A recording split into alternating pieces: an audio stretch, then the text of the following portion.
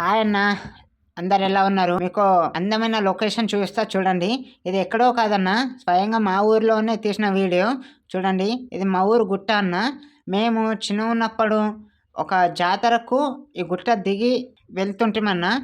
ఒక్కసారి మీరు ఈ వీడియో మొత్తం చూస్తే కానీ మీకు అర్థం కాదు. చూశారు కదా ఎంత బాగుందో మా ఊరు గుట్ట.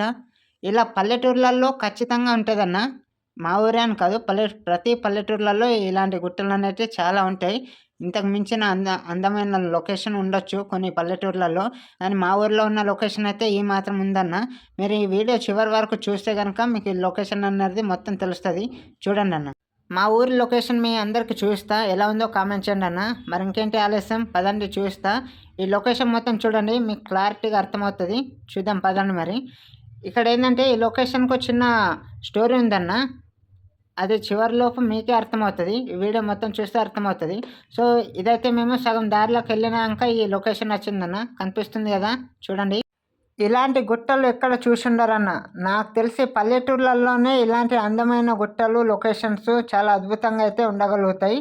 మా ఊరిలో అయితే ఈ రకంగా ఉందన్న లొకేషను, చాలా అద్భుతంగా ఉంది. మా ఊరు చుట్టూరుగా గుట్ట ఉంటుంది, మధ్యలో మా ఊరు ఉంటుందన్న. ఇది ఈ లొకేషన్లో ఇంకో స్టోరీ ఉంది అని చెప్పాను కదా.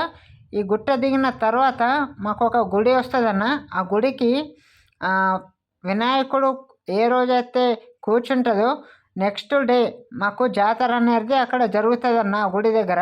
ఆ జాతరకి ఒకప్పుడు 10-15 సంవత్సరాల కింద మేము చిన్నగా ఉన్నప్పుడు ఈ లొకేషన్ ద్వారానే మేము పోయామన్న. ఈ గుట్టలోకి వెళ్ళి ఆ జాతర చేయడానికి గుడి దగ్గరికి వెళ్ళి మొక్కేవాళ్ళము. అప్పట్లో ఏంటంటే చాలా మంది పెద్దవాళ్ళు ఏంటంటే ఇదే లొకేషన్తో కరెక్ట్ ఆ గుడి దగ్గరికి తీసుకుపోయే వాళ్ళన్న. దారి స్ట్రైట్గా చూసుకొని తీసుకుపోయేవారు గుడి దగ్గరికి. ఎందుకంటే మా వాళ్ళకు అప్పట్లో అంటే చాలా విలువైన గుడి అన్న. ఇప్పుడైతే సామాన్యంగా చాలామంది బండ్లు ఆటోలలో వెళ్తున్నారు, కానీ అప్పటి మనుషులు ఇదే లొకేషన్తో ఇదే దారి పంటూ వెళ్ళేవాళ్ళన్న. అది ఈ స్టోరీ ఏంటంటే అక్కడ ఈ గుట్ట దిగిన తర్వాత మాకు ఒక గుడి వస్తుంది. ఆ గుడికి ప్రతి సంవత్సరం జాతర అవుతుందన్న. అది కూడా వినాయకుడు కూర్చున్న తెల్లారి జాతర అయితే కన్ఫర్మ్ అవుతుంది. దానికి ఇదే లొకేషన్తో వెళ్ళిపోతామన్న మేము గుడికి. చూశారు కదా ఎలా ఉంది మా ఊరి గుట్ట, చూశారు కదా ఎంత అద్భుతంగా ఉందో. మా ఊరే అని కాదన్న, కొన్ని ఊర్లలో ఇంతకు మించిన అద్భుతాలు అందమైన గుట్టలు కూడా ఉండొచ్చు. నేను చాలామంది చెప్పారు నాకు, మా ఊర్లో కూడా గుట్టతోనే ఒక ఉంటుందిరా అన్నట్టుగా చెప్పారు. సో ఇది ఏంటంటే చిన్న ఎగ్జాంపుల్గా మీకు మా ఊరు గుట్ట అయితే చూస్తున్నాను అన్న. ఇది చూశారు కదా ఎంత బాగుందో. సో ఇదన్నా నేను ఒక స్టోరీ అని చెప్పాను కదా, ఇంతకు మించిన స్టోరీ అంటూ ఇంకా చెప్పదలుచుకోవచ్చు, కానీ మీకైతే అంత విసుగు రావద్దని చిన్న షార్ట్కట్గా చెప్తున్నాను.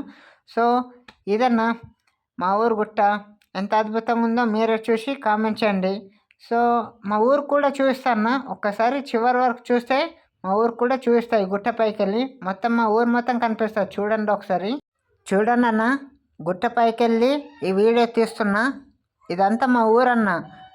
ఊరు చుట్టూరు మొత్తము గుట్టనే ఉంటుందన్న. గుట్టల మధ్యలో మా ఊరు ఉంటుంది. చిన్న పల్లెటూరు అన్న, ఎంత అద్భుతంగా ఉంటుందో చూశారు కదా. అక్కడ వాటర్ ట్యాంక్, స్కూలు, ఇల్లులు కూడా కనిపిస్తున్నాయి కదా. ఇదన్నా మా ఊరి అందమైన లొకేషన్ చూపించడానికి ఈ వీడియో తీశాను. ఎంత బాగుందో చూశారు కదా. మా ఊరు చుట్టూరుగా మొత్తం గుట్టనే ఉంటుంది అన్న పల్లెటూరు. చూశారు కదన్నా మా ఊరి గుట్ట, మా ఊరు. ఈ వీడియో కనుక మీకు నచ్చినట్లయితే ఒక లైక్ చేయండి, ఒక సబ్స్క్రైబ్ చేయండి అన్న ప్లీజ్.